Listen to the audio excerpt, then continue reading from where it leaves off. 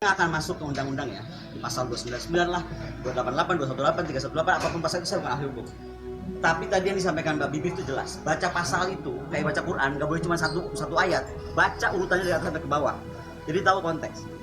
Nah menurut saya beliau telah melanggar apa yang saya khawatirkan sejak awal di waktu melabrak MK itu. Saya sudah bilang Presiden tolong cuti, karena akan susah menempatkan dia sebagai kepala negara dan kepala pemerintahan. Karena kita ini presidensial, lain kalau kita parlementer. Kalau parlementer itu ada kaisar raja, ada perdana menteri.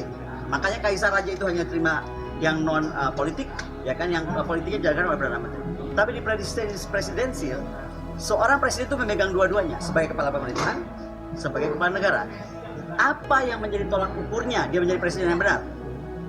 Fatsun politik, etika politik. Sekarang beretika enggak? Kan itu yang mengukur kita, jiwa kita, nggak bisa diatur segitu ribu.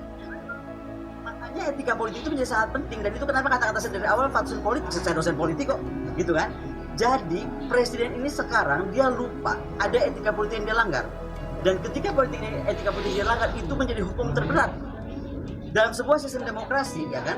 High treasonnya itu adalah melanggar politik dan kemudian berakibat terancamnya negara dan terancam demokrasi. Saya udah nggak bicara soal pemilu sampai menang deh, tapi negara kita sedang dalam ancaman besar ketika seorang presiden tidak bisa membedakan antara variabel kali konstanta. Kan kita mau ngomong agak canggih nih, emang Gibran aja bisa ngomong agak canggih, gue juga bisa, ya kan. Jadi variabel kali konstanta itu dia fungsi, tapi kalau variabel kali konstanta jadi fungsi, bahkan dia jadi disfungsi gitu loh. Nah, presiden hari ini sedang menjadi disfungsi karena dia nggak bisa bedakan tadi, seperti kawan-kawan yang nyatakan, kapan dia sedang menjadi kepala pemerintahan, kepala negara, dan kepala rumah tangga alias bapaknya Gibran, gitu.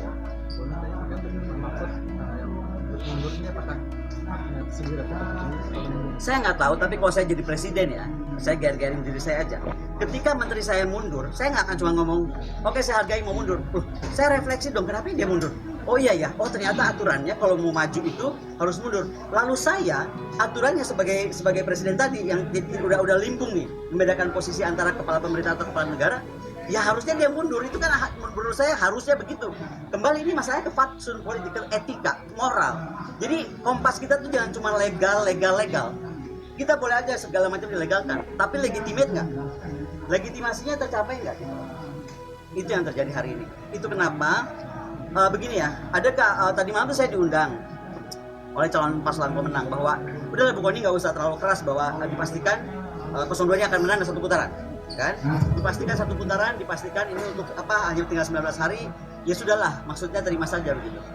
Dari hasil katanya survei 52% and so on and so forth. Saya cuma mau bilang aja, kalau saya nggak tahu kenapa keyakinan itu terjadi sampai bisa bicara begitu kepada saya. Tetapi yang mau saya sampaikan begini, Anda boleh Pak Presiden ya, yakin betul bahwa TNI misalnya, segelintir TNI di belakang atau seluruh TNI di belakang saya nggak tahu, atau Polri atau BSSN atau apapun gitu kan.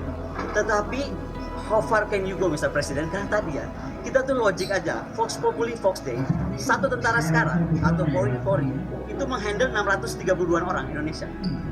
Dan rakyat Indonesia 632 itu yang per satu tentara atau polisi itu mewakili suara Tuhan yang mengirimkan. Jadi jangan main-main dengan rakyat itu, saya ngomong. Kekuatan rakyat itu dahsyat. Kekuatan rakyat itu dahsyat. Bapak tegas tadi artinya Pak Mahfud itu menyindir Pak Jokowi gitu ya. Itu kalau saya bilang, kalau saya jadi presiden, nggak tahu kalau dia nggak rasa kesindiran, masalahnya dia nggak ngerasa apa-apa. Apa jadi mati rasa sih juga nggak tahu. Itu boleh ditanyakan langsung ke istana aja. Itu kalau strategi PDIP mungkin itu apakah menguntungkan Pak Ganjar Mahfud untuk Tahannya kalau urusan PDIP, saya kan bukan anggota partai PDIP, maka dia ditanyakan kepada sekjen PDIP. Mohon maaf, iya, saya hanya berteman baik dengan Ibu, dengan Pak Sekjen, dan partai, pada beberapa partai yang saya lihat tadinya baik-baik sistem politiknya. Kan ini ya, politik itu kan ditentukan oleh partai juga. Dan saya tuh melihat kalau partai baik itu bagaimana dia mendidik kader-kadernya. Ada beberapa kader baik, ada partai baik yang tidak jadi nggak baik karena kemasukan unsur nggak baik mendadak misalnya. Coba bisa perhatikan lah, saya dulu bisa sangat pro partai anak muda. Kenapa saya diam? Karena menurut saya kok jadi begini ya? Partai kok jadi begini gitu aja gitu. Jadi jangan partai, aku bukan orang partai. Bapak ini dengan adanya statement kemarin adanya statement Pak Presiden ini apakah mempengaruhi suara yang signifikan untuk pasal tertentu? Tadi kan dinyatakan tadi oleh imparsial dari bagaimana keterlibatan presiden, bagaimana cawe-cawe presiden kepada ASN, bagaimana segala serangan-serangan lah, kita mau sebutnya serangan, ya pasti berpengaruh. Tapi kan masalahnya sekarang Apakah rakyat akan mengizinkan itu? Memang kita seperti nggak kelihatan, tapi ini akar rumput loh. Coba kita lihat komposisi rakyat sama pemerintah, kekuatan rakyat. Bodi sendiri itu menilai akan Dokumentasikan kawan-kawan saya di sana hanya pasal 299. Yang saya lihat malah gambarnya. Makanya kan saya ada di sini sekarang. Gambarnya menunjukkan beliau seolah-olah memberikan pesan kepada masyarakat di luar sana. Saya ini di sebelah belakang saya, lihat itu perwira semua. Di kanan saya Menteri Pertahanan, di kiri saya ada Panglima TNI, ada para kepala staf. Pernah nggak beliau tanya, kepala staf apa rasanya, berkenan nggak dijadikan ke sana? Kan nggak juga. Makanya saya bilang by design lah doorstepnya. Sama halnya seperti gini ya, kita kan rakyat nggak bodoh-bodoh amat. Dimanapun aturan presiden itu ya, mobilnya satu itu pasti ada mobil pendukung 1, 2, 3 pengamanan.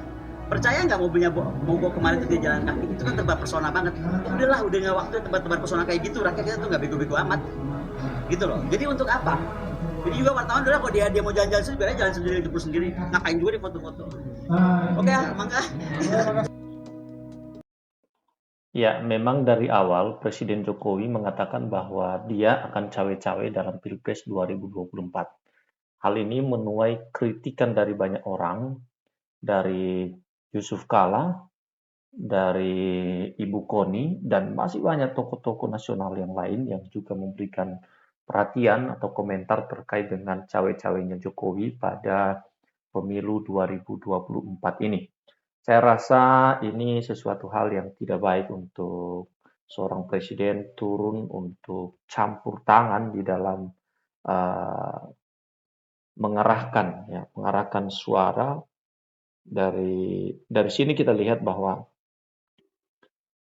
negara akan mengalami sebuah kemunduran demokrasi kalau sampai ada campur tangan dari seorang penguasa di dalam mendukung calon presiden yang dia sukai, ya. Bagaimana tidak? Karena Presiden Jokowi ini yang menjadi calon wakil presidennya adalah anak kandungnya, jadi tidak mungkin dia tidak memberikan dukungannya. Nah, ini yang menjadi persoalan sejak awal sebenarnya dalam Pilpres 2024 ini. Gibran diloloskan maju menjadi calon wakil presiden. Nah, Ibu Koni kritik Jokowi soal presiden boleh berpihak dan kampanye, ya. Ini dia beritanya, teman-teman, kita bisa lihat di sini. Pengamat militer Koni Rahakundini Bakri mengkritik Presiden Jokowi yang menyatakan seorang presiden boleh berpihak dan berkampanye dalam Pilpres. Koni juga menyayangkan Jokowi berbicara demikian di hadapan para pimpinan TNI, padahal kata dia seluruh anggota TNI harus netral dalam pemilu 2024. Nah, bayangkan teman-teman, kalau pimpinan daripada TNI, yaitu Presiden Joko Widodo, mengarahkan dan menyampaikan dia akan ikut cawe-cawe, apa mungkin para aparat negara itu tidak juga ikut berkampanye? Karena kan komandannya Jokowi, karena pimpinan tertinggi bangsa ini adalah Jokowi. Jadi ini yang berbahaya untuk bangsa dan negara kita, ya. Ada campur tangan penguasa ketika pemilu, ya, dan tidak baik untuk demokrasi kita. Makanya muncul para tokoh-tokoh nasional, para aktivis, kemudian juga para cendekiawan, ya, dan dosen-dosen dari kampus, guru-guru berbicara, ya. Ketika saya melihat presiden muncul dan menggunakan tentara sebagai background dan mengatakan dia boleh berpolitik, saya marah banget, ujarnya dalam diskusi yang digelar oleh PBHI di Tebet, Jakarta Selatan, Kamis 25 Januari 2024. Kenapa? Karena tentara sudah melepas haknya sebagai warga negara, tidak menggunakan hak politik karena trust di masyarakat belum ada imbuhnya. Koni menyebut Jokowi pasti sudah menyiapkan rencana melontarkan pernyataan tersebut di depan Panglima TNI Jenderal Agus Subianto serta Kepala Staf Angkatan Laut, Udara, dan Darat, ya. Kemudian menurutnya seluruh anggota TNI Polri telah mencabut hak politiknya sebagai bentuk amanat reformasi setelah penghapusan dui fungsi ABRI. Koni justru mencurigai apabila situasi tersebut memang sengaja dikondisikan oleh Jokowi dengan tujuan agar masyarakat melihat TNI mendukung presiden untuk berkampanye. Itu nggak mungkin, nggak sengaja, pasti by design. Saya marah, apa kamu Jokowi pernah ngomong sama perwira di belakang sana, mereka dijadikan pajangan begitu, ya? Oke. Yang seolah menyatakan kepada rakyat bahwa TNI di belakang saya, perbuatan itu menurut saya mengkhianati, bukan hanya mengkhianati negara, juga mengkhianati TNI, kata Koni, ya. Di sisi lain, Koni menilai Jokowi juga sudah tidak memiliki etika politik dengan mencampur adukan posisinya sebagai kepala negara dengan kepala rumah tangga ketika anaknya Gibran Rakabuming Raka maju sebagai cawapres. Dia mengkhianati negara dan sistem demokrasi karena fungsi dia sudah campur aduk ya antara posisi sebagai kepala negara, kepala pemerintahan dan kepala rumah tangga.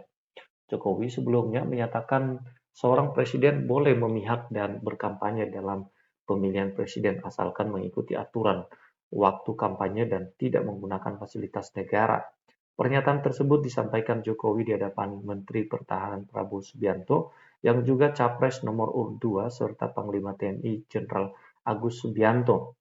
Ya, Jokowi mengatakan presiden tak hanya berstatus sebagai pejabat publik, namun juga berstatus pejabat politik.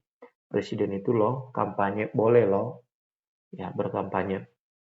Presiden itu boleh loh memihak, boleh, tetapi yang paling penting waktu kampanye tidak boleh menggunakan fasilitas negara, kata Jokowi di Landasan Udara Halim Perdana Kusuma Jakarta pada 21 Januari 2024. Nah, teman-teman, ini sesuatu hal yang menjadi pertimbangan Majelis Hakim Mahkamah Konstitusi karena pernyataan-pernyataan Jokowi ini itu sama halnya sedang mengarahkan TNI, polisi ya, untuk mendukung paslon yang didukung oleh Joko Widodo. Ini kan pimpinan negara, ini pimpinan mereka sebagai kepala panglima ya.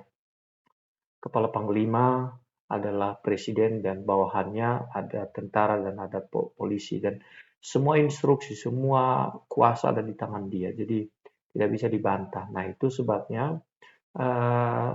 ini perlu menjadi sebuah pertimbangan bagi Majelis Hakim Mahkamah Konstitusi dalam memutuskan apakah sengketa Pilpres 2024 ini ditolak atau diterima. Jadi sekarang ada di tangan Mahkamah Konstitusi untuk memutuskan bagaimana situasi ke depan dan arah politik Indonesia, demokrasi Indonesia seperti apa. Sekarang berada di tangan Mahkamah Konstitusi. Kita harapkan mereka bisa mengambil kebijakan, keputusan yang tepat untuk kemajuan bangsa dan negara kita. Baik teman-teman, terima kasih sudah menonton video ini sampai selesai dan sampai ketemu lagi di konten kami selanjutnya.